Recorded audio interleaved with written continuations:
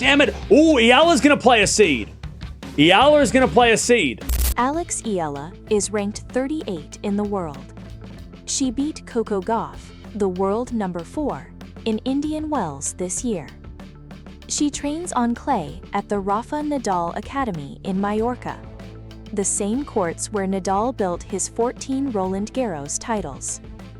And when the Roland Garros draw came out, the tournament gave her the most brutal first-round path of any top 40 player in the entire women's field. Not the hardest in her section, the hardest in the entire field. By the end of this video, you'll see the full draw, round by round, and understand exactly why this isn't bad luck. This is a pattern. Here is what actually happened. Alex Eala, WTA number 38, the first Filipino player to ever break into the top 40, walked into Roland Garros as an unseeded player in a field where the luck of the draw determines everything. Unseeded players have no protection. They can land anywhere. And every year, some unseeded players get soft draws, first-round opponents outside the top 60, a clear path to round 3 before they see a serious seed. Eala did not get that. She got the opposite. And when you lay it out round by round, the numbers are impossible to ignore. Start here. Round 1. Alex Eala, number 38 in the world, opens against Iva Jovic, the world number 17. Not a qualifier, not an unseeded player having a rough season. Jovic is ranked 17th in the entire world. She is one of the hottest young players on tour right now. She won a WTA 500 title in Guadalajara last year. She reached the quarterfinals of the Australian Open this season. She has been inside the top 20 for months. And on clay specifically this season, Jovic entered Roland Garros with a 6-win, 4-loss record, including a deep run to the Charleston Open semifinals. That's who Eala has to beat just to reach round 2. And this is the part every major tennis channel completely ignored. Now let's compare. Emma Raducanu, also unseeded, also not having a great season on clay, drew world number 67 Solana Sierra in round 1. Number 67. Eala drew number 17. The ranking gap between their first-round opponents is 50 places. 50. Both players unseeded, both players placed in the hands of the draw. One player gets a path that could realistically lead to a second-round seeded scalp. The other gets a world top 20 player before she can even unpack her racket bag. But the draw doesn't stop at round 1. If Eala beats Jovic, and that is already one of the toughest first-round matches in the women's draw, her likely second-round opponent is Emma Navarro. Navarro, who just beat Jovic herself the week before in Strasbourg. So Eala would have to beat the player who just lost to the player she needs to beat first, in consecutive rounds, on clay. And if she gets through that? Round 3, Naomi Osaka or Donna Vekic. Round 4, Aryna Sabalenka, the world number 1. Let me say that again, because it changes everything about how you see this draw. Look at that full path. Round 1, Iva Jovic, world number 17. Round 2, Emma Navarro, top 10. Round 3, Naomi Osaka or Donna Vekic. Round 4, Aryna Sabalenka, world number 1. Quarterfinal, Jessica Pegula or Madison Keys. Semifinal, Coco Gauff. Final, Elena Rybakina or Iga Swiatek. That is the draw of a seeded player. Every single name in that column is a Grand Slam winner, a former top 10, or a current top 5. And Eala got it as an unseeded number 38, who has never won a single match at Roland Garros. Her draw sucks every time. That's not a throwaway line. That's a man who watched every single draw ceremony this season, tracked this exact player at every tournament, and came to the same conclusion every time the bracket dropped. This isn't a one-off unlucky result. This is a recurring reality for Alex Eala at Grand Slams in 2026. And the fact that she's still climbing into the top 40 despite it says more about her than any draw ever could. But we need to talk about one more layer, because this story isn't just about a tough bracket. It's about where Eala comes from and who she was built by. Alex Eala has been training at the Rafael Nadal Academy in Mallorca since she was 13 years old. She moved from the Philippines to Spain at 13 because the academy reached out after she won a junior tournament.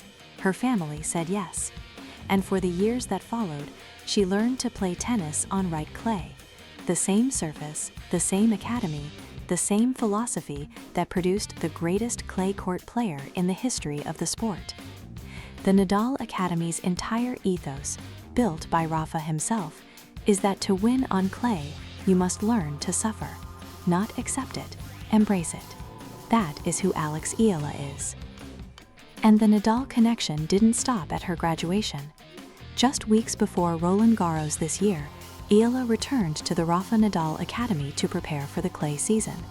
She trained on the indoor clay courts there with Tony Nadal, Rafa's own uncle, the man who coached him to 9 of his 14 Roland Garros titles, watching from the sideline. Tony Nadal was present in Eala's coaching box during her breakthrough run in Miami last year. He has been part of her development. He knows this player. He knows what she is capable of on clay. After her win in Rome this season, Eala spoke about her relationship with Rafael Nadal and said, "Aside from all of the really core relationships that have brought me to where I am today, meeting Rafa and just being able to converse with him on quite a regular basis is crazy to me." Crazy to me. That phrase is worth stopping on. This is a player who moved countries at 13 to be part of Rafa Nadal's world, who had Tony Nadal watching her clay practice just weeks before this tournament, who built her entire game on the same red dirt that Nadal turned into his personal kingdom. And the tournament that Nadal won 14 times, the tournament more associated with one player's legacy than any other venue in the sport. That tournament just handed his protege the most dangerous path in the entire women's draw. And you have to ask, why did nobody in the tennis media connect those dots? There is one more detail that makes this match genuinely strange, and nobody is talking about it. Eala and Jovic, the two players standing across the net from each other in round 1, are good friends. They played doubles together at the ASB Classic in Auckland and reached the semifinals. They partnered again at Indian Wells. They have shared the court, studied each other's movement, laughed together during changeovers. They know each other's games completely. There are no surprises. No adjustments to a new opponent. No patterns to read for the first time. This is two women who have trained side by side, now walking out onto the same clay court with one objective, and each other's tournament. One of the most compelling rivalries of the next decade in women's tennis is being fast-tracked right here, by a draw that gave them absolutely no choice. This isn't the first time an unseeded player with a high ceiling got buried by a Grand Slam draw. In 2019, Naomi Osaka entered the French Open as a 2-time defending Grand Slam champion. She had just won the Australian Open and the US Open back-to-back, but she was unseeded at Roland Garros because her points hadn't carried over. She drew a brutal early path. She lost in the 3rd round. Osaka never won Roland Garros. And the question nobody asked at the time was, how much of that career trajectory was about the player, and how much of it was about repeatedly getting handed draws that would challenge even a seeded finalist? Now apply that to Eala. She has never won a match at Roland Garros. Last year, she lost in the 1st round.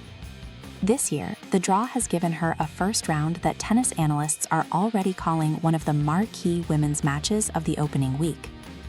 Former world number 1 Andy Roddick previewed the match on his Served podcast and picked Jovic to beat Eala, not because Eala isn't good enough, but because Jovic's clay form and the weight of this particular matchup make it a very hard ask. That is the honest picture. Drop in the comments, does Alex Eala win a Roland Garros match before the end of 2027? Here is the take. Alex Eala will not make it past round 3 at Roland Garros 2026. Not because she isn't good enough. She beat the world number 4 this season. She made the top 40 as the first professional from the Philippines to ever do it. She trained under the Nadal family on the exact same clay she is about to compete on. She is absolutely good enough. But Roland Garros built her a draw that would test a seeded player. And the pattern, confirmed by someone tracking every bracket of her entire 2026 season, is that this is not a one-off. Eala's draws have been difficult at every Grand Slam she has entered this year. Now, the counter-argument. Some will say the draw is random.